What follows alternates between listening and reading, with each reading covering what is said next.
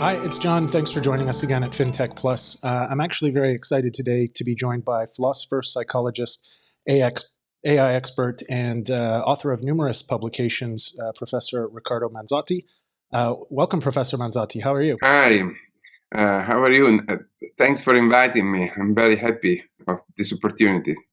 Great pleasure, and I hope things are doing well there in Milan at the moment. I wanted to start off, first of all, you have quite a fascinating career, and I will stumble all over trying to explain it. Could you start by just explaining what you've been doing with your life's work? I started as an engineer, as a computer scientist, because I always believed that if we want to understand how the mind works, we need to be able to replicate. So I started many years ago as an engineer, and then I went into artificial vision. The main reason is that I was fascinated by the fact that we are able, as intelligent beings, to see the world. We are able to have an experience of the world. And because in my personal experience, visual experience is the most conspicuous kind of experience I have, I really wanted to understand how is it possible for a physical system to have an image of the world, something that I later understood it is usually referred to as visual experience or consciousness. So basically, I went to engineering and AI to understand whether it is possible not only to make an intelligent machine, but to make a conscious machine. A machine that, like us, is able to have an experience of the world. And those are obviously topics that are pretty hotly debated for a long time in philosophy. But as we see technology really coming to quite impressive feats with artificial intelligence and the other things we're enjoying in the world today, it's becoming really important. And I actually studied philosophy and philosophy of the mind myself, so it's exciting to be able to start into that topic. Maybe you could say a few words about why that is such an interesting area of philosophy to start with, if we're going to talk about artificial intelligence later. Well, yes.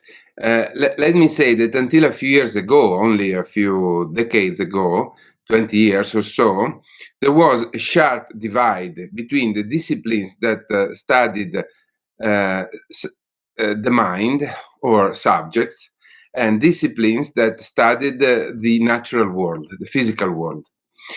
And it has been only recently that it was possible to put together, because AI is merging the field, let's say the hard sciences, with the humanities, with the philosophy of mind, with the attempt to understand what is the nature of our own experience.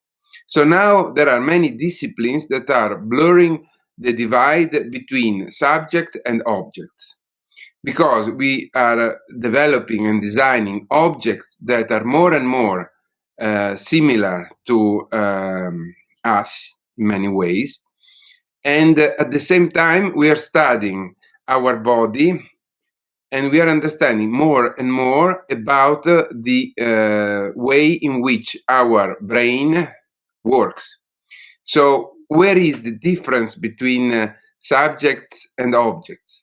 Once it was clear, today is no longer clear. So philosophers have to become more and more similar to engineers in a way. And at the same time, engineers have to deal more and more with problems that until a few years ago would have been considered philosophical problems, such as what is the nature of experience, what is an emotion, what is the feeling of pain, and so forth. Aside from feelings, which I think are an excellent example, and ultimately perception, there's some pretty basic things before we get into consciousness about metaphysics and different ways of looking at the world that have a lot to do with also how we've progressed in science. Could you spend maybe a minute or two explaining some of the different ways that we have considered the mind and the physical world to connect, or how they're actually created in the past? Yes. The fact that we have an experience of the world is a complete mystery. Why? Because when we have an experience of the world is present to us. but we assume we are different from the world. Let me provide you an example with a toy that I use with my students. So this is a human, just of course a head with a faked brain. But let's assume for a moment that this is our body. Now, when this body is healthy, more healthy than this skull looks like, but when this body is healthy and working, somehow there is also an experience of the surrounding world. And neuroscientists have been looking inside the brain. They have been looking at the neural activity inside of the brain, and they have been seeking something like our experience, which is an image of the surrounding world, just the experience that right now you're having. And they haven't found anything like our experience. Similarly, if we move from the world of biology to the world of AI, to the world of technology, today we have many machines that are able to do many things that until a few years ago only humans were able to do. And yet, if we look inside a machine that is able to, for example, to recognize a face, or that is able to do things with the external world, we don't find inside a machine anything like visual experience, anything like our familiar experience or an image. So we are trying to understand, how is that an intelligent being like ourselves, when we deal with the world, how is that we also have an experience of the world? Why don't we just process information as a machine does? Why, in addition to such information processing, we also have an experience of the reality all around us? This is a problem that so far has had no explanation. And in fact, it is called the hard problem. It is called the hard problem because so far it hasn't provided any no solution in the physical world that we are all familiar with. How is it possible then that a subject is able to grasp the quality of the external world? It's fascinating stuff, Riccardo. I got interested in philosophy in many ways because of René Descartes, who is famous for, probably most famous, aside from philosophy of mind, of being, the great dualist. These days, we live in a post-Enlightenment world of some sorts, and we have the idea of the singularity, which is constantly being discussed as technology races forward. You've said a lot about consciousness, in particular about perception and what it says about our understanding of reality. Can you say a little bit about those perhaps competing views of the world and what the new evidence from philosophy and science is telling us? Yes, probably the most successful explanation, the most successful conceptual framework has been dualism. Dualism is the idea that there are two different realities. There is the external world, say this world made of books all around me, bookshelves in this case, a room is not, and then there is a mental world. The mental world is a kind of virtual reality world, to use a more updated terminology, that is allegedly created inside the brain. We saw this framework in umpteen movies and science fiction and cartoons. For example, if you're familiar with Inside Out by Disney Pixar, you will remember that the model of the mind that is implemented by this very recent cartoon by Disney Pixar is that of the cart. Basically, it suggests that there are little men inside the head and that they see an image of the world that is recreated inside the brain.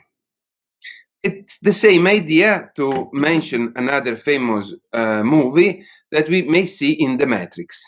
In The Matrix, there is the idea that each human being does not live in the real world, but we all live, according to this view, in a mental world that is created inside the brain.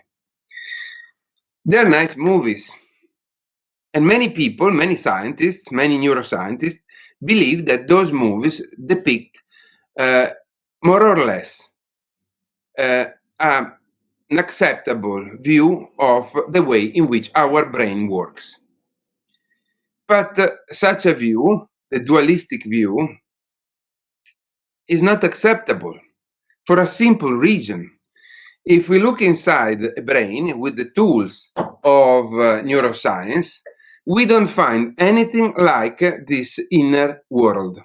We don't find anything like the mental world. Of course, today, no neuroscientist will accept to be considered a dualist, because Descartes suggested that the world is divided in two different substances: a physical substance and a mental substance. Today, neuroscientists would not accept that. All neuroscientists that I know, all my friends, neuroscientists, will deny to be dualist. But they end up with a view of reality that another philosopher of mine, T. Rockwell, called very aptly, in my view, Cartesian materialism or material dualism. Namely, many neuroscientists keep believing that inside the brain there is a virtual reality world of the external reality. So far, though, no one has been able to explain how our neural activity should transmogrify into a reality world. Because inside the brain there is nothing like a virtual reality machine. There are just neurons. So this is a big problem.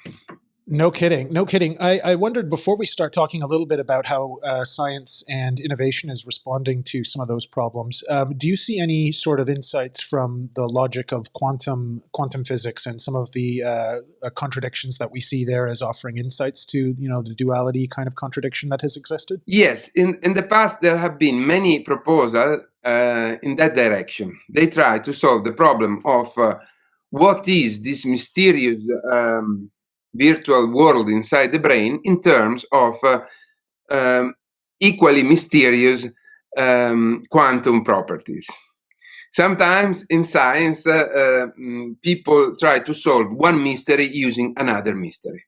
So since quantum properties are very poorly understood, a few scientists took into consideration this rather interesting hypothesis, namely that there might be unknown quantum properties inside the brain, and that such quantum properties may be responsible to create inside the brain an inner world that so far had not been able to be detected by traditional means.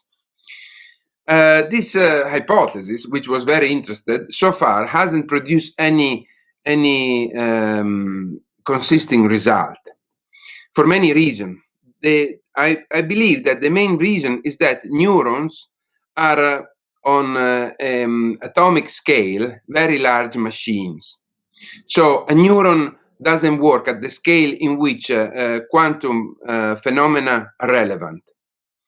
So far, we have no proof that our brain is a quantum computer.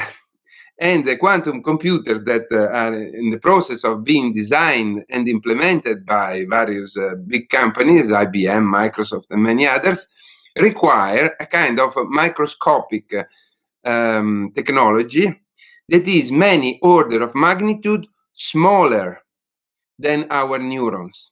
So the bad news is that probably our neurons don't implement a quantum computer, but they're much more traditional input-output machines. And yet we have an experience of the world. So this is to say that so far there's no evidence that suggests that the quantum hypothesis about the nature of our experience is going to be successful. And most of the evidence points in the opposite direction, that whatever it is, the explanation of our experience will require only traditional physics. Very interesting. So that's one that's a little bit far out and still a bit of a wild card to figure out what it means for all of this. When we look at the fields of computer science, robotics, and broadly speaking, artificial intelligence, what are some of the areas of development that you think are most promising based on the philosophy that you hold, and also some of the areas that are potentially the biggest threats? We hear a lot of positive and negative about these fields right now. Well, today there are many promising areas, mostly because thanks to the recent development of AI, we've been able to solve many of the preliminary problems, such as face recognition, speech recognition, to some extent also natural language processing, and so forth. So until a few years ago, we didn't have the basic tools to deal with the complex subjects. Today, we have most of the basic tools, and yet something is missing from having a real artificial subject. So we have many intelligent machines, but not yet an artificial person. AI started in 1949 with a seminal paper by Alan Turing, where he started to wonder, is it possible to one day to build an artificial subject? And when will we have an artificial subject? So today, I think that three of the most promising and fascinating challenges are the following. One is having machines able to develop their own goals. This is something that so far has not been achieved.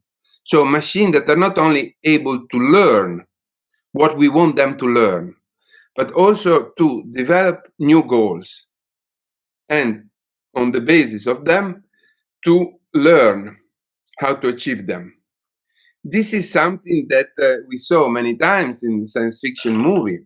And it is always a little bit scary when AI will no longer be able to do things and to learn how to do things, but will also be able to develop new goals, their own goals. And we know that the capacity of having autonomous goals is one of the key capacities of living organisms, and particularly of highly developed cognitive beings such as ourselves.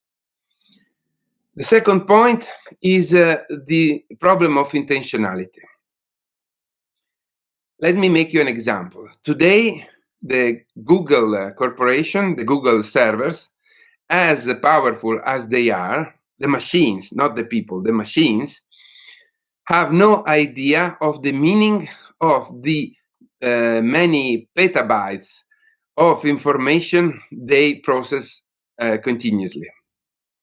They are able to deal with all of that information, but they have no idea what that information means. Why? Because meaning requires experience, requires intentionality. For example, imagine to be congenitally blind from birth.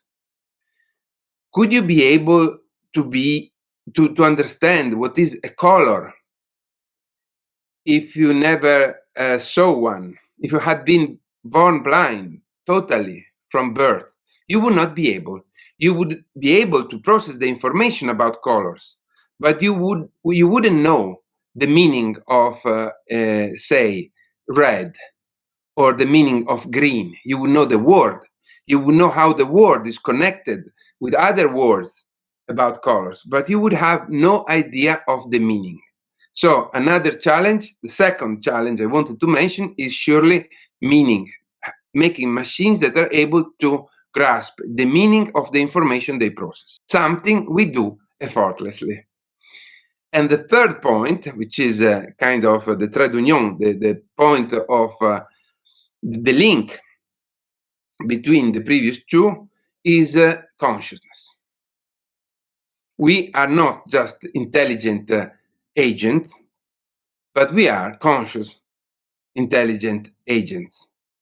And clearly, if natural selection selected this capability in us, there are good reasons to believe that being conscious is important, makes a difference.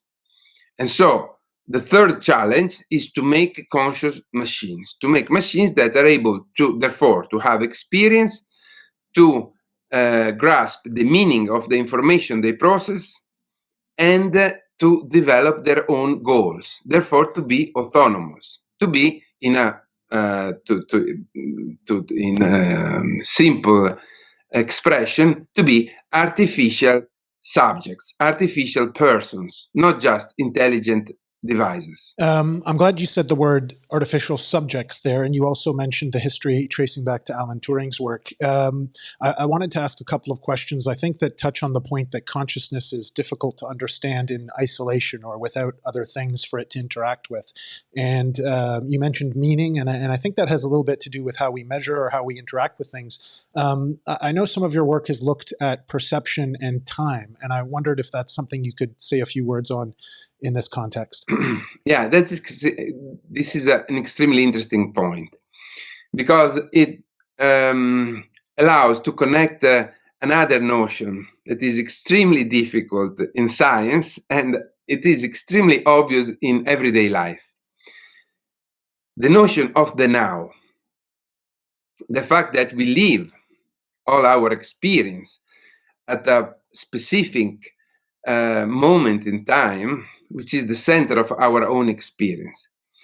We are creatures made of time in some sense, and our experience is made of time too. So what is the connection between time and our existence in reality? And how much is extended the time span of the now? These are key questions. And when we deal with computers, we have to deal with insufficient terminology and language. Because when we think of computer, we always think of them as though they are almost timeless machine, because we express what they do in terms of states. Now, think about the word states, that it is often used when we have to express what's going on inside the computer. For example, we often speak about the computer state or a machine state. It is the opposite of something that has to do with time. It is very static, the word state. The historical reason why we use the word state is that originally in the 40s and the 50s, we developed computer thinking of them as machines that go through a series of different static configurations or patterns. If that was the case, if we were built like them, probably we would not be able to be present in time. So we need, this is something that we may use to build machines. We need to build machine keeping into consideration the fact that we, as a dynamical system, as physical organisms, are always flowing in time. And we are not just a state, but we are always able to bring together many different moments. Just to make you an example, right now you're hearing my words. Each of my words lasts at least 300 milliseconds, if not more. A longer word like, I don't know, pterodactyls or whatever, or Archaeopteryx, may last up to 1 second or 2 seconds. This may look like a very short time span, but in terms of, let's say, physics, it is already a very long time span. Likewise, our neural activity is extended in time. For example, it is impossible to do anything without having a neural activity of at least 40 or 50 milliseconds. And that's a lot. think about a computer, how many things it is able to do in those 50 milliseconds. So we are creatures that are spread in time. And this is something that is always underestimated because, as I mentioned at the beginning of this answer, we always conceived of ourselves in terms of static configurations that go from one configuration to the next. This is probably something wrong, and we needed to get a much better temporal model of our existence and of our relation with the world. You've opened the door for me to talk about one of my other favorite subjects. One of Alan Turing's contemporaries was the famous philosopher Ludwig Wittgenstein, and he talked about philosophy with an analogy of a fly trapped in a bottle. But he was more often talking about consciousness and communications or language and the games that we play with language. I'm somebody who took a lot of that influence into the world of money and how the economy works. And I found it really interesting today, well, even in the last year, to hear a great engineer like Elon Musk talk about the bandwidth problem and how can we communicate ideas as being one of the motivations behind his company Neuralink. I was wondering if you could say a few things about language games, media, and other things that we use to communicate across consciousness. Right. Well, I like very much this question because it allows me to deal with what I believe is the key problem why we are not able to solve the problem of consciousness so far, which, by the way, is tantamount to solving the problem of ourselves. So today we have a conceptual framework of reality in which we don't fit.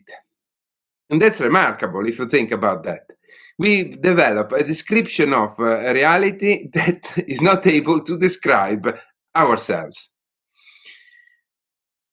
And probably this is the outcome of an insufficient linguistic framework that doesn't allow to deal with the very thing that we are, or that it leads us to repeating the same conceptual mistake all the time.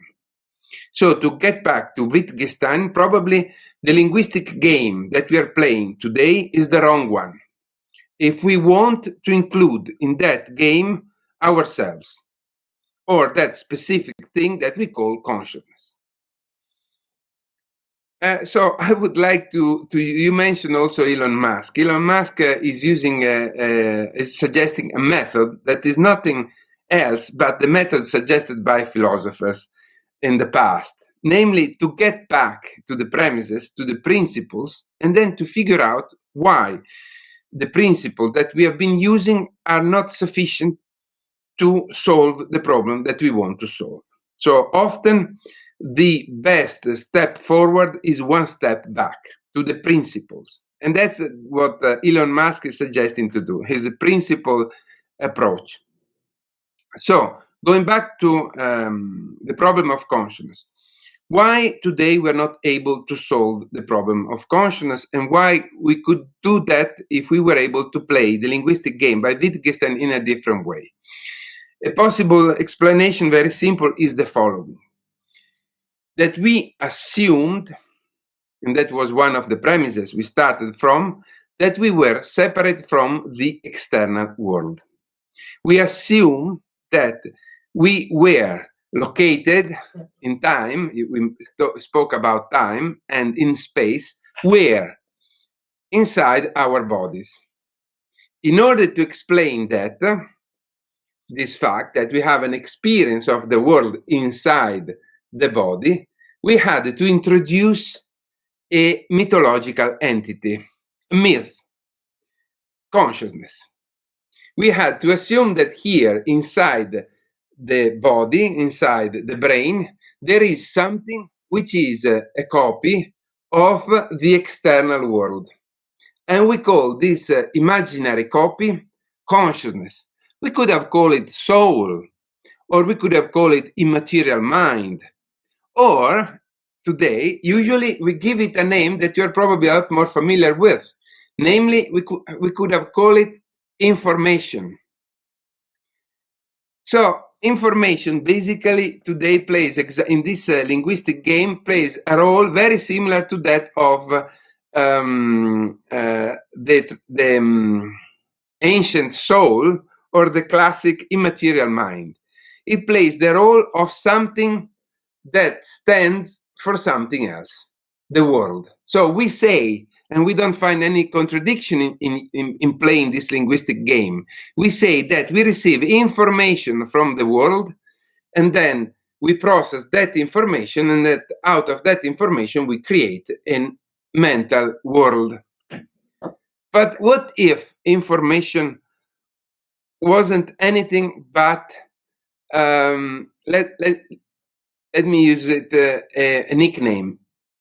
Was it anything but the soul 2.0? What if information was nothing but the contemporary version of the soul, namely something that we don't see, that is possibly immortal, and that we have invented to play a game with the wrong rules?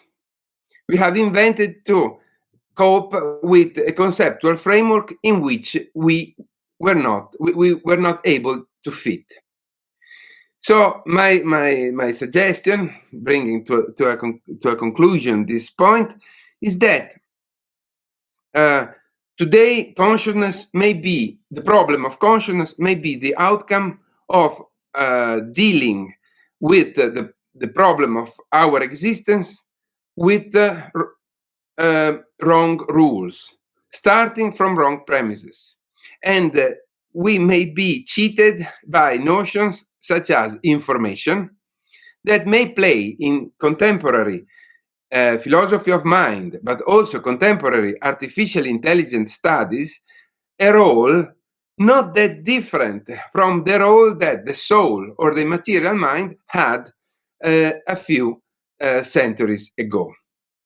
So we must think very carefully about the meaning of these words, because accepting such words with a possible wrong meaning may prevent us from understanding the true nature of reality and preventing us from understanding our position in the world. I want to move on to a slightly different chapter of questions as we get to the end of things here, because we're covering just so much that people will need to absorb. A lot of what you're leading towards is the idea that we need to change our perception and perhaps maybe alter our understanding of consciousness a little bit. There's all sorts of wacky ideas about how that can be achieved.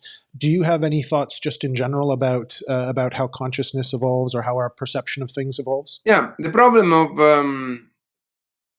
let me say, the problem of consciousness is not an innocent problem, because basically it answers to the question, what is a human being?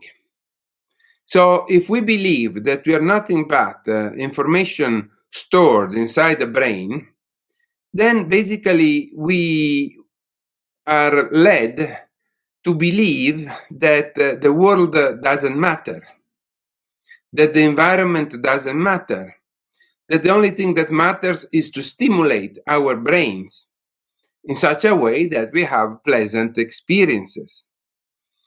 We saw the consequence of such a worldview in for example, in an episode of Black Mirror called San Juniper, where people accept to be uploaded to a server in which they live a faked virtual life. But what if that wasn't true? What if we were not just information stored in a brain? What if having a body and being situated in a real world were actually constitutive of our own existence? What if we found out that the thing that we are is not just a computing machine, but it is a whole physical world that by means of our body and also by means of our brain is able to do things So this is to say that if we accept a different answer to the problem, what is consciousness, we are going to develop a completely different political, economical, and existential way of being. And that has happened in the past. When people believe they were immortal soul, for example, they accept to live a miserable life because they had the belief in reward in their afterlife. If we don't believe in the afterlife, then we're not going to accept the same kind of political and social inequalities. And if we don't think we are just information stored in the brain, probably we will care more about our environment, other people, and the world in general. So the question, the very philosophical question, what is consciousness, is not just a philosophical or a technical question, but today is becoming more and more a political, economical, and an existential issue. I personally think it's a little bit like another phase of the Enlightenment. We haven't broken through it yet, so we can't call it that, but it seems like a lot of those questions are begging for an answer. To take things into a bit more of an inspiring section of discussion, I know there's a lot that can be said about consciousness and its appreciation for reality. I'm very interested in that because of entrepreneurship, innovation, and creativity in general. I think the topic of money and art, for example, has a really interesting connection. Could you say a few words about the philosophy of aesthetics and art itself? Yes, I smile because it's something that I deal with my students every day in my university, where we work with visual arts and other media. Think about the very old notion of the aura. That was something that the saints, but not necessarily only the saints, had. It was something unique, something that was not far from the notion of the soul. Today, we may say that we no longer believe in the aura of the saint, but we still pay a lot of money to buy a Bansky original. And why we do that? That is an object that could be physically replicated perfectly as many times as we like. So today we believe in notions such as the value of an original, of an artwork, and we are not aware that believing in such a thing is very much like believing in the aura.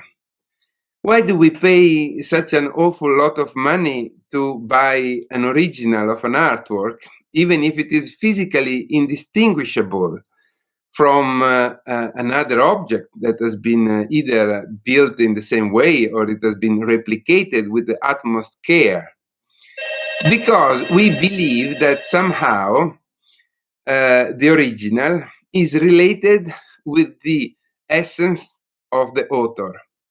And that's the aura. Basically, that's a leftover of the notion of the aura.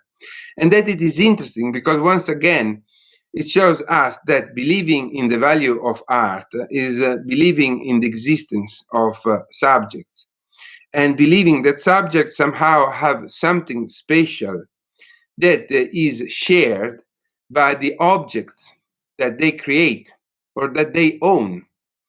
And I believe there's no better evidence of the strength of such beliefs than the fact that we are ready to pay a lot of money to buy such objects. And so that's quite interesting. So once again, I believe that the question of consciousness is also related to the fundamental question of aesthetics, which is the question of the value. What is the value of something? What is the value of an object? What is the value of a pattern? What is the value of a piece of music, which is nothing but a configuration of notes? So you see, everything circles back to the problem of the subject. to the problem of what are the goals, what are the values, what are the meanings of the subject. So I would like to draw, to bottom line, let me put it this way. The bottom line to this question is that a theory of consciousness is a theory of the subject. And the theory of the subject is automatically a theory of the values, and therefore a theory of aesthetics, which is art. There's an Andy Warhol quote that I love, and I'm going to screw it up now, but he basically summarizes saying business is the best art. And I think there's a lot of insight that we can draw on how to design systems and innovate and create and do things in the practical world to help see technologies serve society better by looking back into philosophy and taking some insights from what you've said about consciousness. Riccardo, I wanted to ask a tougher question as we get to the end of things. The 21st century is starting to really unfold for us. We're in the middle of the COVID crisis. Technology is showing us really exciting views about the future. And there's a lot of questions about what role government should play and what role public sphere should play as these things move forward quicker and quicker. Do you have any thoughts about the topic of regulation or how to manage these developments on both sides of the issue? The key question is whether there are values that are more important than the health of our body. It sounds maybe a little bit radical, but we must ask ourselves what are the values by which it is worth living. And let me ask your question in an even more radical way. Today, many people believe that the most important thing is the safety of the body. But what if someone told you that you need to be placed into a closed room and that you will no longer be able to get out of that room, but you will be provided with food, with drugs, with information, with books, with everything you want. Only you won't be able to get out of that room. And you will be guaranteed to have a completely safe life and to live a long life, a long, healthy life. And you will be able to access all the information you would like. But you won't be able to get out of that room. Because outside of that room, there might be dangers. My question is, how many of you would accept to live a long and healthy life in that room?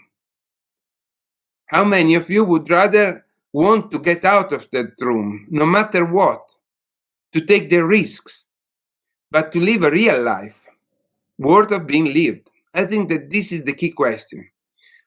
What is worth?